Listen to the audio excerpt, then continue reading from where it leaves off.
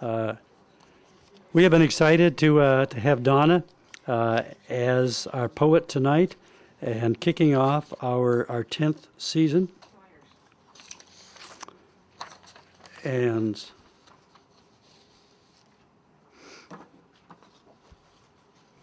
I'm wondering, you didn't see my flyer for your, huh? There should be. Well, I guess I'm going to do this.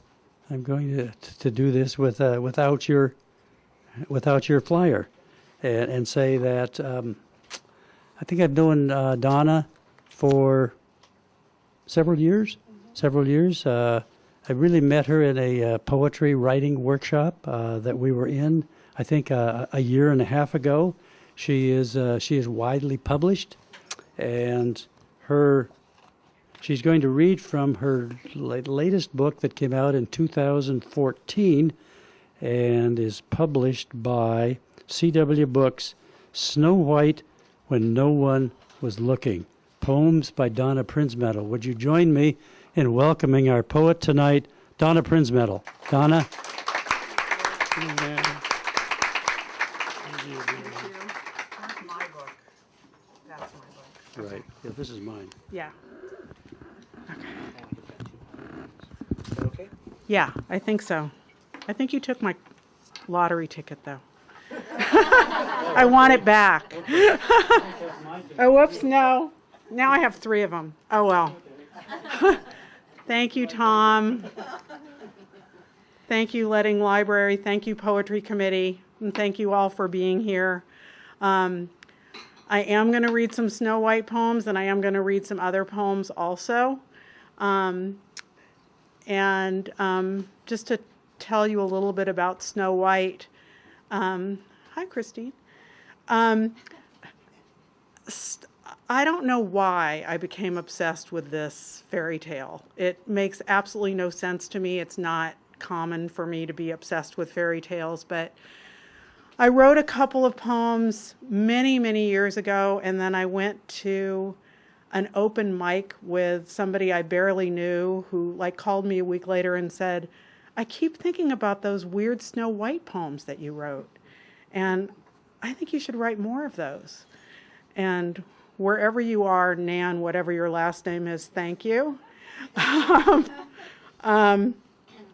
So that is what birthed this book. Many of the poems in it are connected to the Snow White myth, and many of them are really, really modernized. And the first one I'm going to read was written in a poetry group where we did a popular culture exercise, and it's also the first poem in the book.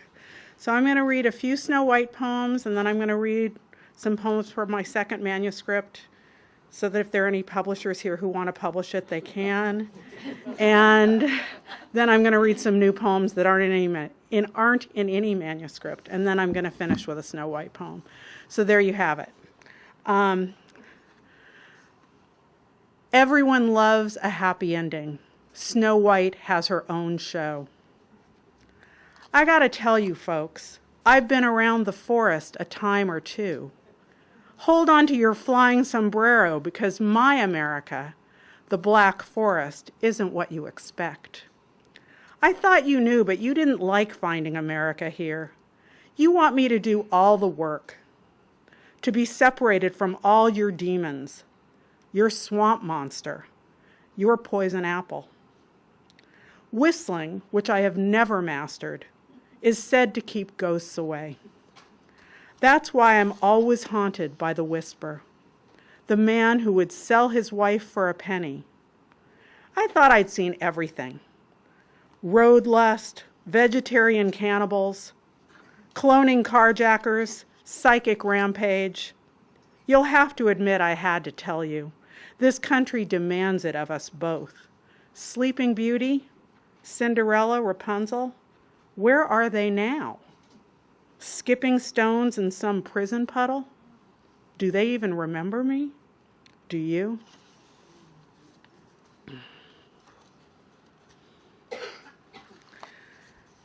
And then I was thinking about how weird it is that her name is Snow White, and that that's not really a name. Snow White, what's in a name? I have been thinking about my name and the fact that I really don't have one. What does it mean to be white as snow? Allied to white, from to shine, to be white, a fish with delicate white flesh, ground chalk. Snow can only be seen against mountains or trees that have a color. I fade into the background where no one can see. Once, an artist had an exhibition of white paintings. People came to view white on white, the finite variations on a theme. If they come to see, they see the sun-splintered glint of triumph in the prince's eyes because he thinks he will possess me. They see the white rage from the queen's pores. The milky white fills each glass heart when they imagine me, because they do imagine me. The texture and heavy winter breath those white paintings had. Niveous I am, albescent, the whitewash, the bleach, to make allowances for my own ordinary face. I think about this in the wet exhalation of morning, the dewy down bed of lost leaves. I think of this in the woods when I watch the spiders do their work on webs white as me, their silken spiral configurations perfect. And I think about this. If I had a name, what would it be? There are many ways in which Snow White borrows from me in one way or another, and there are many ways in which we're different. And she seems to like spiders where I do not. So she has several experiences with spiders in the book. Snow White's surprise. What they don't want you to know, those Grimm brothers, Disney, your parents, what no one wants you to know, what they want to make certain you don't tell, especially your daughters. It wasn't 7 dwarves that took me in the cavernous woods, not those pasty white doughboys with pallid names. When Snow White tore herself through thistle and thorn, a sour midnight, hot beat in her gullet, when I threw myself onto the stone steps with bleeding legs and a tangle of spit and fur on an earthen mud castle that would be my home for 7 years, I did not see a single midget or dwarf, or even so much as a smidgen of facial hair. Your mother didn't tell you that story, but another story. Not this story, where they came wearing the pelts of animals I could not recognize, one after another, and I was only feather to them, weightless as a bird with no wings, which is what I was back then. They fed me the raw, unseasoned flesh, where we danced naked and practiced howls and caws, the full moon bonfire of betrayal. The biggest lie you've been told, the prince, dreamless longing. It was no prince that woke me from that winter sleep ache. It wasn't the prince that saw my own body when you thought I was dead. It wasn't the prince. But if you knew that, you'd stop waiting for him, wouldn't you?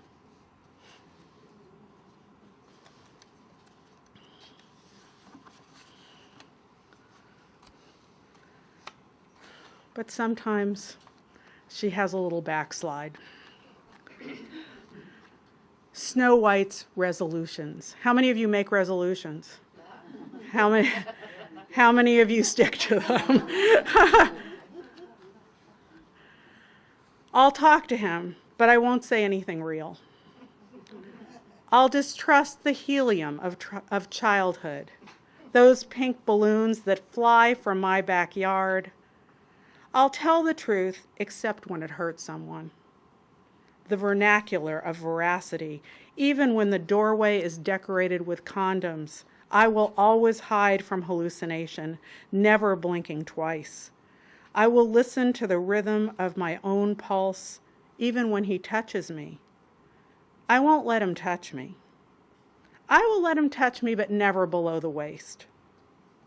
I will not look for proof of the existence or non-existence of God in my refrigerator or on my scale. I will not look for halos in the wedding picture that never was. The shattered rose-colored glasses can be found in the museum of the half-full Waterford crystal. And only the tulips will weep in my garden. I will not call him. I will wait for him to call. I will not call him. I'll make sure when I call him that I sound uninterested as rain. I will talk to him, but I won't say anything real. I'll carry a shotgun glance I can fire at will.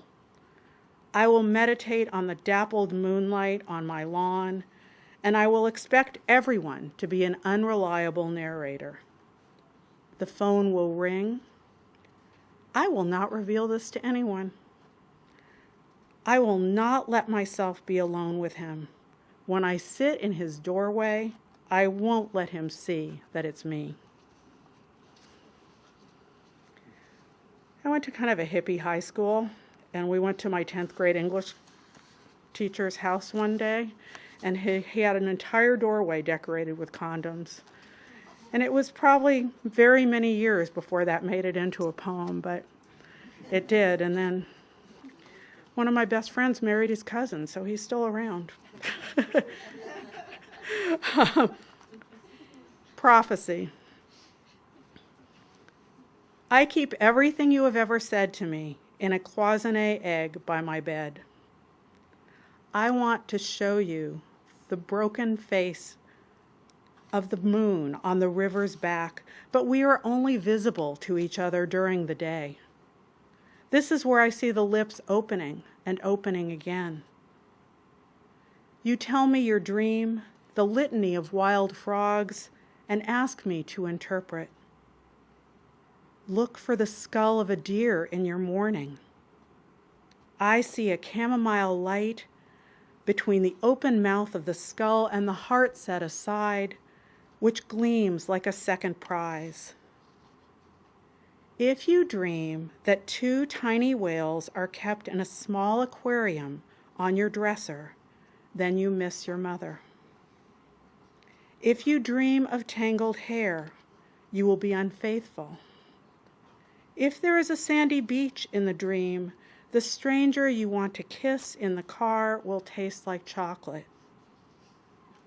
Sometimes I think that dying must be like falling, or the reinvention of dust caught in this light.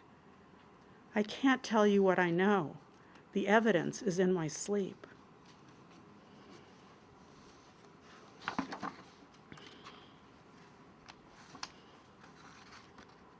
Okay. So everybody knows about the apple. And probably a lot of people know about her 3 temptations, but if you read the annotated Snow White, which I did, she has 2 other brushes with the old woman, with the queen masquerading as an old woman before she even gets to the apple. First she has a corset, and then she has a comb. The 3 temptations of Snow White. I wanted nothing, or so I told myself, submerged in the sea foam spell a queen might cast in her divine mania. What I can't say becomes the shell left behind for you. I live to leave, not in the hot pluck of high heels, but more in the galaxy of one buzzing afternoon's heat. Blister of the day's forbidden brightness. In this room, I am transparent as champagne to the dwarves. I am my own deity in the country of drab, preoccupied with artifice. We always believe in our own innocence. When you've lost everything, a tourniquet is almost an afterthought. Child, said the old woman, What a fright you look. Come, I will lace you properly for once.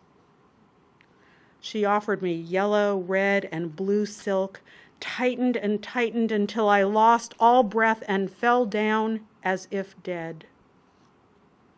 Then she came with a comb to tame my wild black hair, color of ingot. Siren I am, can't you tell? And the comb's venom almost did me in. When she tempted me with the apple, I think part of me knew my fate then. That silent espionage of wishing for something ripe, something lustrous, new. It lodged in my throat, and it seemed my words finally choked me. I have poisoned my own slumber, out here capsized in the shadow sarcophagus. White as snow, red as blood, black as ebony wood, for you, a final alibi of surprise. White as snow, red as blood, and black as ebony wood are the sections of my book, and that's from the fairy tale. I'm going to leave Snow White for a little while.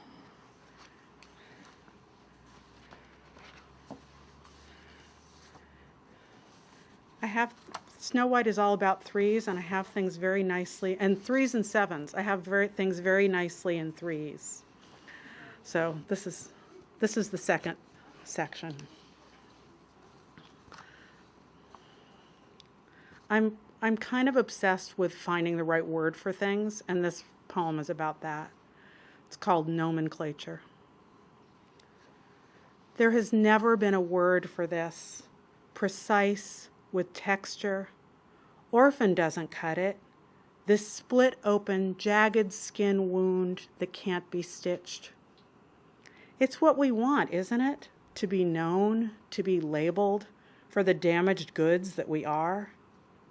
Whatever life you have led and whatever lens has shown you, your own inevitable cyclone sparks, you know this.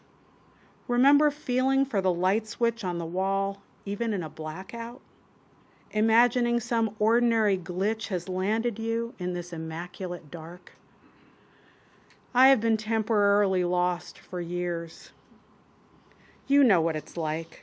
The laundered myths that should explain the beast hovering in the corner of the room, fangs bared, harbinger of the campfire becoming wildfire. There should be a word for that. If only I could find the right continent for grieving, the right vocabulary.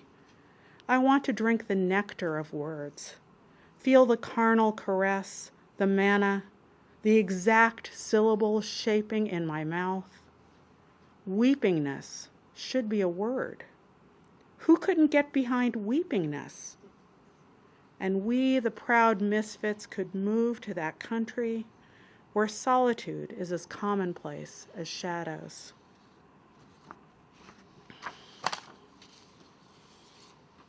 I still think weepingness should be a word.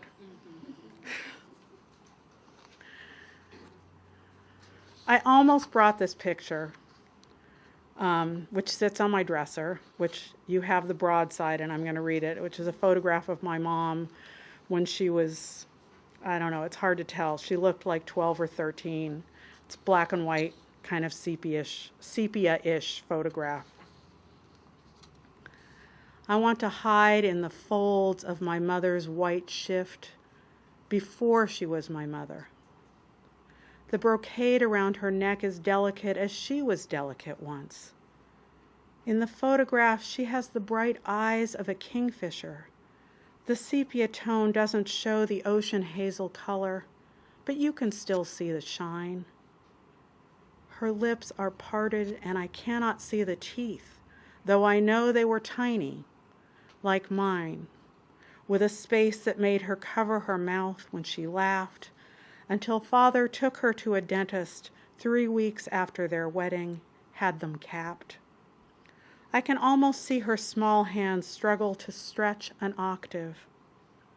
She looks 12 or 13 next to the thin limbs of a pear tree. He was an older man.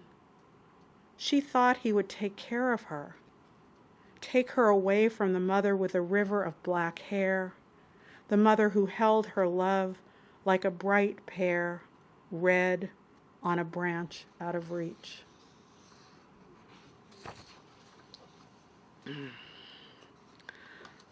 Okay, this requires a little explanation.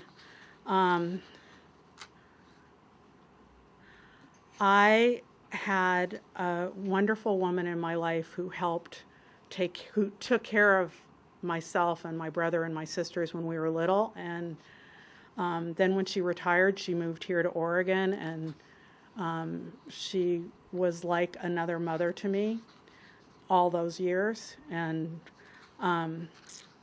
she died a few years ago.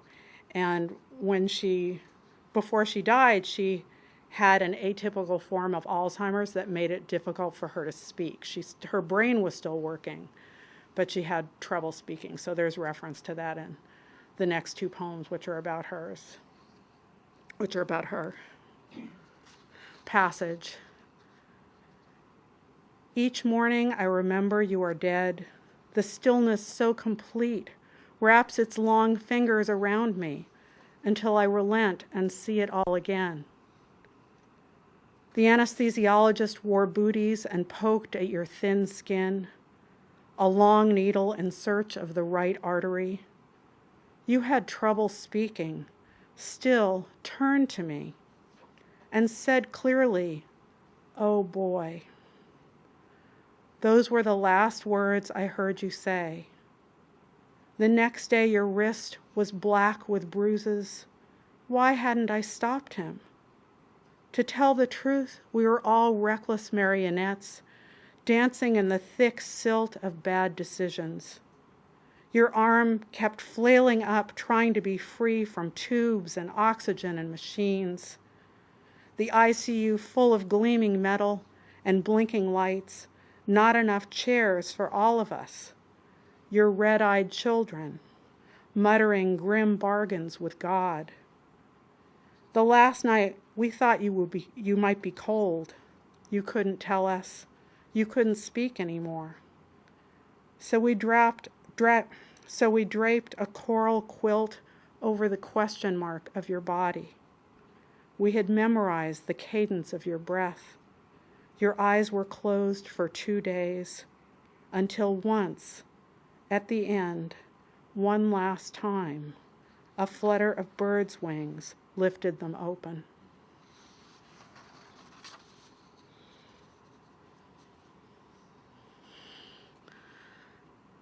This is also, her name was Elsa. This is also for Elsa, and it's called Colloquy, which is like soliloquy, but it's a conversation. But this is kind of a one-sided conversation, as many of you may have had with some of your departed as well.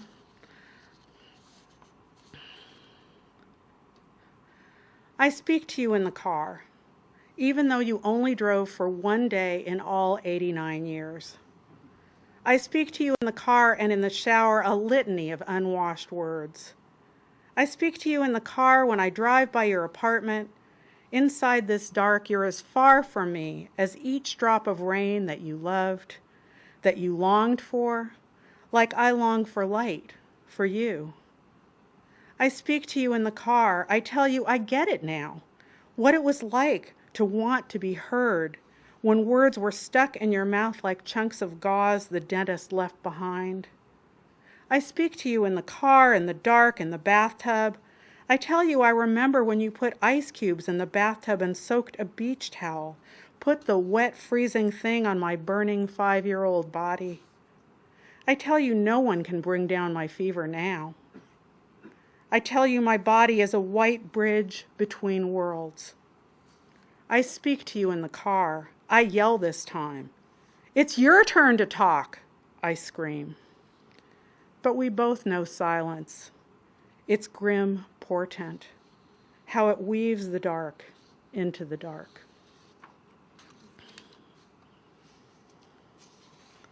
This is the death section, sorry. This one is kind of funny, though. It's supposed to be in my mom's voice.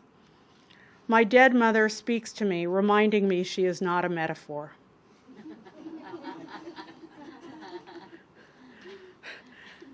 Death is Rachmaninoff's third concerto played by Horowitz. Inflamed and so loud, sparks fly from the white keys. Death is also a black scorpion in the desert, tail curled in anticipation. The ocean is dismal with fog. It comes in blankets that hover but do not warm. This is also death.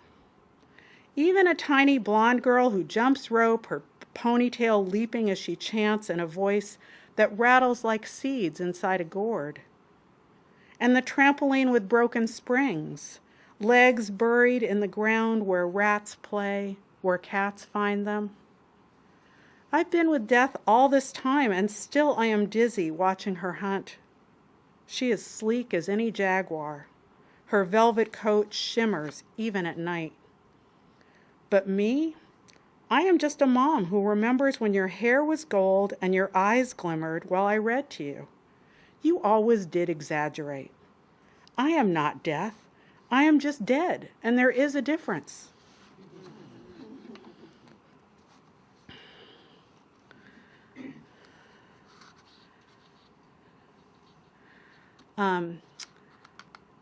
Then I went way back before I was born. And I'm asking myself, what do you need to know about this poem? If anybody doesn't know who Errol Flynn was, he was kind of a swashbuckler, and he was supposedly very handsome, and Gary Cooper was very rugged, so they're both mentioned in this poem. I am not born yet.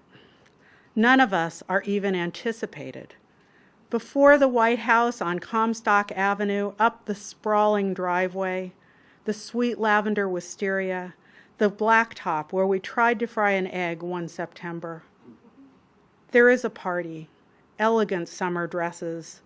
She laughs and covers the excruciating gap between her front teeth.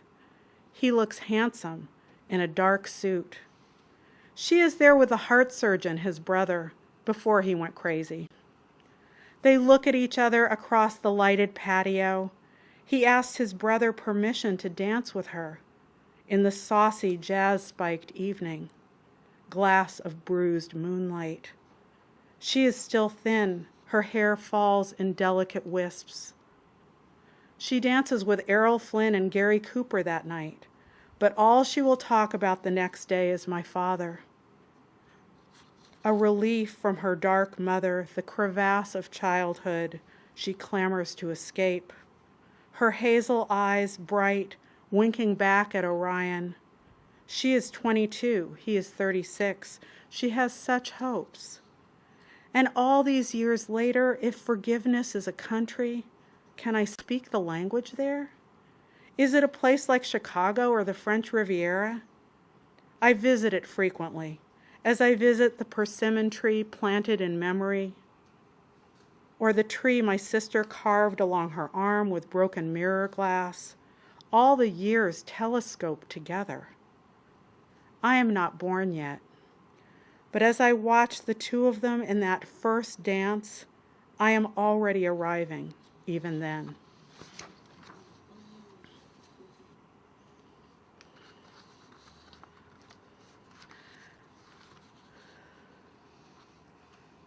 This is called Dreams of the Dead. In the dream about my mother in the hallway, she does not speak, but still I believe she is there, the way I also believe in my son's kind heart, or the serendipity of objects found on a windy beach, or that the tulips in the front bed will bloom again. All things you cannot say unequivocally, because who can say anything unequivocally? But I do believe my mother has visited that hallway when I wake from that dream. And a warm silence throws its arms around me, like a purple shawl on a winter morning, and I wonder about the dreams of the departed, even my mother. Sleeping perhaps under a cerulean blanket. No, not a blanket, more like a wave, and more periwinkle than cerulean. but still sleeping lightly, and I imagine her dreaming about me. Not just me, but my brother and sisters, or that old dog Gus, a wire-haired dachshund who died long before she did, but seemed old even as a puppy, with his brittle hair, and I wonder if she remembers she went shopping for long white gloves and came home with that puppy. But remembering isn't dreaming, and Gus is long dead, so what I really want to know, if anyone can tell me, do the dead dream about the living? About the waft of clean hair off a newly shampooed child, or the gaze exchanged between lovers? And does my mother dream about skinny me at 13 in a blue dirndl by the Chinese elm next to the front steps, or are her dreams up to date? Does she see me now with wide hips and white skin, the way I want her to dream we are dancing on hardwood floors and stockinged feet, bathed in sunlight? But does she even know the me that I am now, that she didn't live long enough to see, long enough to dream about?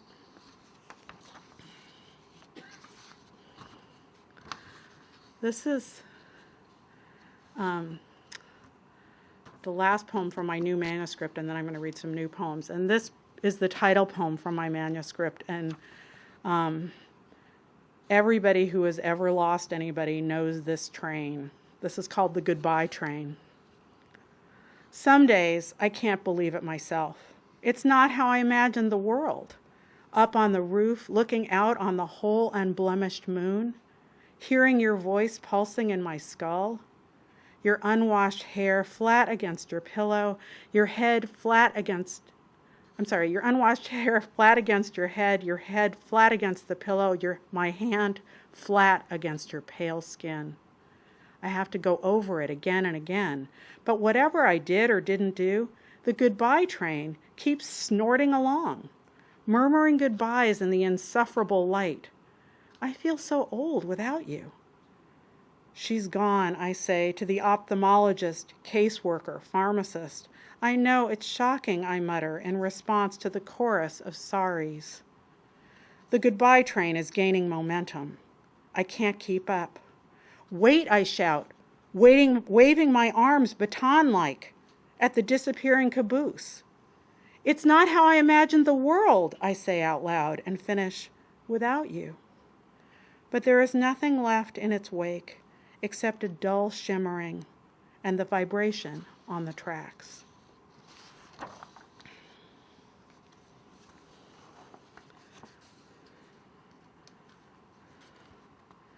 And now for something completely different. I'm going to read a few new poems and then finish with a Snow White poem. This is a prose poem about a very bizarre map called Treasure Hunt. I want to dig in my garden under the tomatoes through the cities of earthworms and find a map. I want the map to be quiet and torn and have the impossible marked on it, everything luminous and easy to find. I can look on the wrinkled paper, yellowed and uneven as skin, even after all the ablutions. I can hear the jukebox playing Crazy over and over while the couple wraps themselves around each other for a dance slower than slow. And there, just to the left, is the abandoned house filled with thousands of flowers, relics of an apology no one believed. On the map, you can see the secret passage behind the dresser, the place the stars slid off the mobile as the baby reached for them. The grandfather clock stuck at 10:17 with no working second hand, but a sturdy, insistent heartbeat you can almost hear through the skin of the map. What grows there under the bridge, behind the mimosa trees? What grows under the claw fence, beneath the sludge of that underwater garden? There is a small silvery thing, you can barely hear it, a canticle. A moment that undresses itself until your only company is amnesia. And that's on the map too. That mishap of memory. Let me find that place on the map where a rivulet of water sluices down the window, but not just any window. the window with an eagle just on the other side, and on the map you can see that lilac-scented garden bustling with bees. I'm sorry to tell you this is not my home. I'm out there where the urchins hide, behind the mirror. On the map I can see where my skin used to be. When I had skin, when I had a beginning and a middle. Each object you meet on the map refuses to be found anywhere else, in midair, in what you might assume is the real world, but you would be wrong.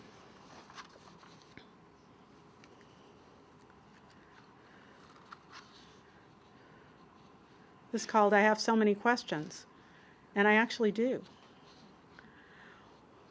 What if a ghost town is just a town full of ghosts, dancing to an accordion in an old bar? Even at dusk, a diaphanous woman I don't know polkas with my father. I think it's my father. He holds a paintbrush dipped in October. I can see right through both of them. He twirls her, goes to the next dancer. My mother claps, but I can't hear it. Can't hear their feet on the dusty ground. What if the sunset is just what happens when you set yourself on fire? What if you want this more than anything? To love someone so much it blisters the skin. You want to know your own hunger like lions do. Your legs are the candle, your hair the wick, until you forget that the underside of everything is the most breathtaking. Even the iceberg with its aqua-veined belly, because the shadow side burns with cold. How do lions know so much about ripping the flesh off every undiscovered moment and licking it clean? Hold my hands. Let's ignite skin on skin. When my mouth opens, only sparks fly out. Catch them like bubbles. Hold them in your cupped palm.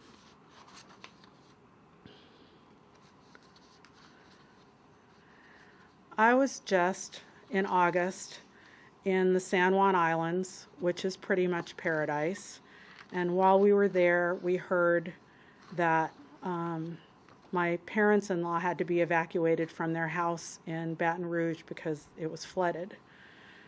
So this is called, You Will Always Remember What You Were Doing When Something Great or Terrible Happened. If there are only false prophets, where are the real ones? The prophet of despair is always a woman. You told me that once. You said she'd hold my head up when I couldn't do it.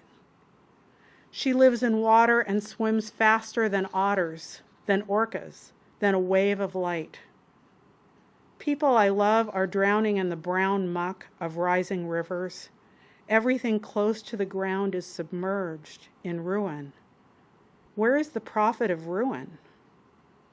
I want to photograph the underneath, what can't be seen. Why is the eye always naked? When should it be clothed? My eyes wear a teal negligee and a bra they can barely fit into. Scientists photograph the particle and the wave, impossible to see unassisted. I have seen fragments of light around me. They look like tiny umlauts, written in a language no one speaks anymore. Not you, not me, not the scientists. I am afraid you have spilled into the darkest place. Can I photograph you there? The muddy rising waters mildewing the carpets? The sunrise fiesta on the rocks by the beach? Which is it? Where can I find you? You were always my window. A picture I had on my wall for over a year before anyone asked, "What is that?" I don't know, I had to admit. You tell me.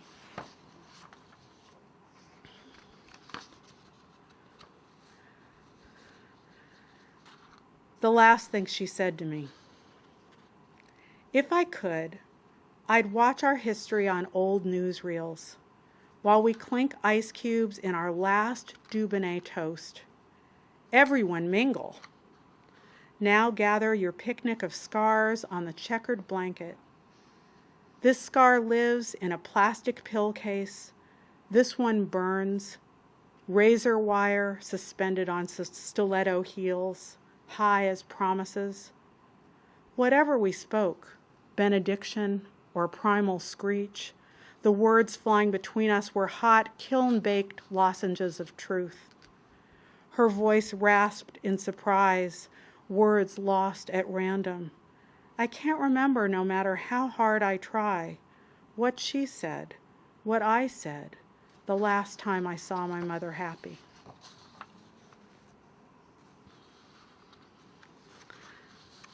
This poem was written across the pond in a wonderful workshop that Paul Ann led. And it's called Update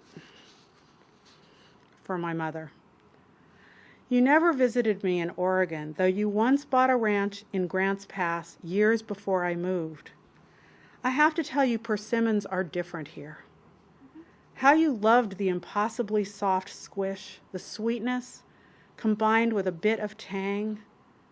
There are things, truthfully, you would not recognize. Things have gotten tinier. Airline seats, computers, phones can fit in your pocket now, not like the one you had on the desk with its curlicue black cord.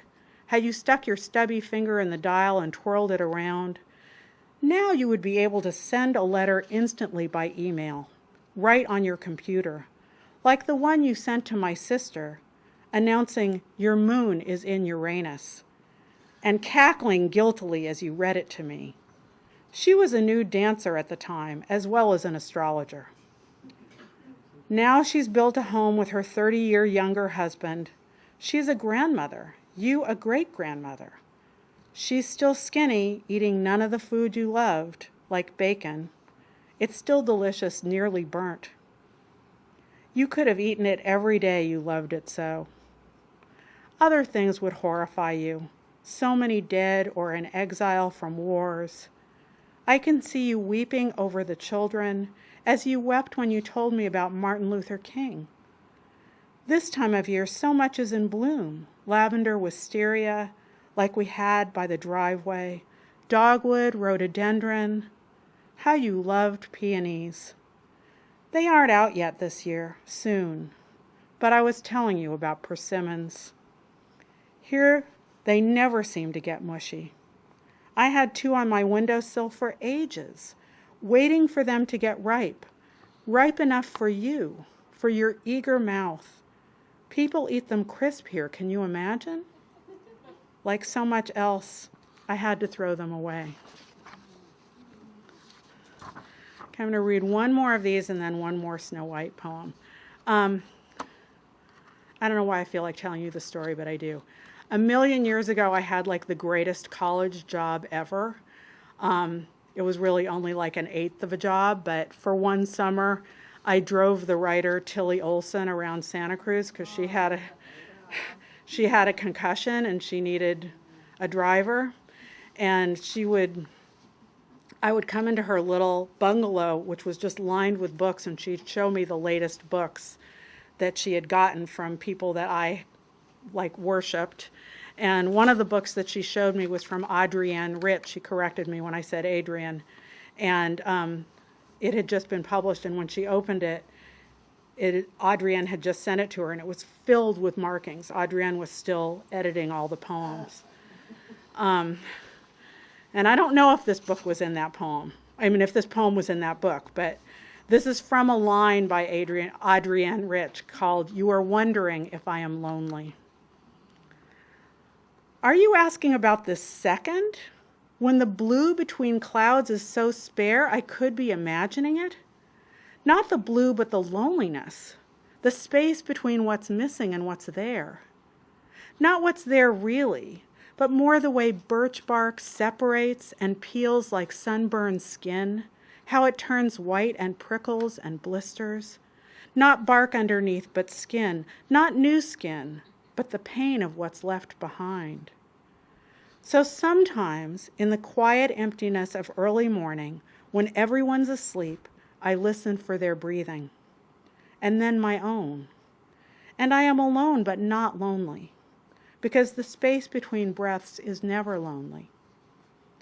But that fall through empty space, love and its foolish act of faith, that leap across a chasm, like an eagle whose talons cannot be trusted to hold on to the branch, not just any branch, but the most important branch. Sometimes I miss my mother's laugh and I feel a cavern in the base of my belly, not just my belly, but everywhere. And it opens inside me, and then, yes, I think I am lonely. Sometimes I miss my daughter or my husband and they are sitting 2 feet away and I am lonelier still. And sometimes I would do anything to speak that shadow language, fur and bone, wing and feather, that tongue of peeling bark. If we could all just listen when the silence was unbearable.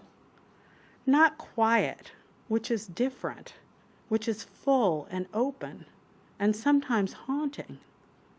If we could bear the silence, though, together, all of us, that would be something, wouldn't it? I really think it would. This is the last poem in the book. I'm going to let Snow White have the last word. Snow White sets the record straight. That was the year I discovered I was dead wrong. I thought I saw you, drunken halo. There is at least one eye that follows me into irregularly shaped rooms, like captivity. But I cannot know how what I want is also what I don't want. Let us consider a woman's arched back, the dress that corsets her, the curse of air for the first time. You can almost hear yarn spin into itself, the beating of the underwater heart. It didn't happen like everyone believed, in black and white, dwarves in the cottage, a tsunami loose in my body. Then unquenchable silence into my clear coffin sleep. While you were brooding over me, that's my lament. The clerical error of your cadence in my ear, where I eavesdrop from my dream. Now how can I compete with that? I never meant to start my own rumor, justify why I am not obedient, more untidy, like the moss face on a rock. I am more Kafka than Joan of Arc, sure symphony unraveling, an army of ants scurrying across my lost body. I'm never on time.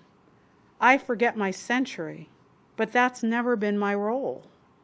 I still don't know what you want, yet I know you, grain of my own skin, like living in a photograph.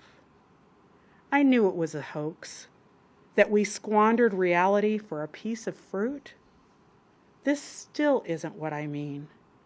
I can't stop telling you the truth. Thank you.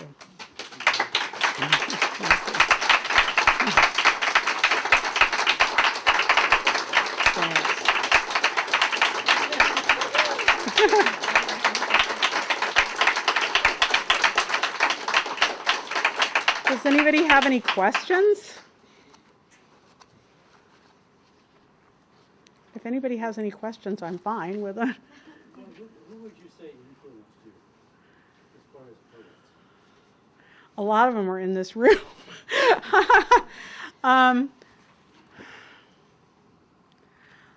I don't know. There are so many poets I love.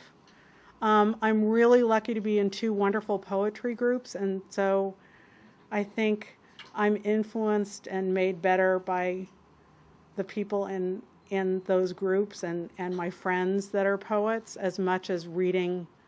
I mean, there are a lot of poets that I love that I read. I don't know exactly who's influenced me, but I also think I'm influenced by images. Writing from pictures, writing from paintings and photographs and seeing a flower. And I mean, I'm not like a nature poet, but I think I'm really influenced by images. Does that answer your question at all? Oh, yeah. Okay. Yeah. What do you think your mom would say if she could hear the poems about her. I don't know, Mark, what do you think she'd say? My brother's here.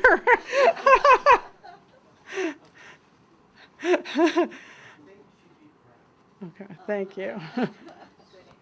I mean, my mom read me Edna St. Vincent Millay when I was tiny, and she read me A. A. Milne, and she had such a love of literature that I really think that I wouldn't be writing without her. So anyway. Yes? Why so much dad? That's my husband. Killing me out here. Well, the last time I read Elsa poems, I hadn't warned him, and so I warned you this time, and I warned my brother. So my conscience is clear. I didn't warn Jeannie. Yeah. So I'm wondering where you grew up and how much of the landscape of where you grew up influences you. I grew up in Los Angeles and not much, but I feel much more connected to Oregon, and there's a lot of poems in my new poems that were written in the San Juan Islands, where I go every summer. And even if I don't write enough during the year, I always write when I'm there. So I feel really connected to that landscape. So, yeah, Tom. You know, a thing I didn't say in my introduction is about you being a therapist. I am a therapist. Using poetry in your work. Yeah. Yeah. How do you do that? Well, it's funny. I was interviewed by Ellen, whose last name I can't pronounce, from the Clackamas. Can you pronounce her? No, that's it. Yeah. And she asked how I used poetry in my therapy, and I think some people who are interested in writing, it's very easy for me to say, wait, what you just said, write it down, and then just keep writing, or give an assignment of a particular thing connected to something that they're saying. But what I found is that a lot of people come to me because I'm a writer, but then they don't want to do any writing. And those people I don't necessarily do any writing with, but I feel like I'm carrying my writing lens into therapy, because I feel like as a writer I'm really interested in the connection between the inner and the outer world, and I'm interested in that in my clients as well. Donna, just hearing that you're a therapist kind of helps me. Maybe in left field, but I noticed in a number of your poems, you refer to your mother's black hair. It's my grandmother. Grandmother? Okay. Yeah. And I noticed, I think Snow White's hair was what? Snow White's hair was black. Black as ebony. Yeah, and I was wondering if there was some kind of connection, because you mentioned that a few times about her hair. There was something about her hair. There was a linchpin for you. Mm-hmm. Is there anything to that? I think they're two different things. The poems where I refer to my grandmother, she really did have a river of black hair that was gray in her later life. And Snow White, once I started writing about her, I started reading about her, and there was this thing about black as her, that in the original curse, she has, the blessing is that she will have hair white as snow, lips red as blood, and hair black as ebony wood, lips, etc. You know what I'm saying? And so then I just kind of became fixated on that, I think, on the images from the annotated Snow White. So like there's a poem in here, Snow White and the Seven, where I'm worried that, I have a note about it because I've always been worried that people think that I don't know how many planets there are. But when the annotated Snow White was written, there were 7 planets. So I do know how many planets there are.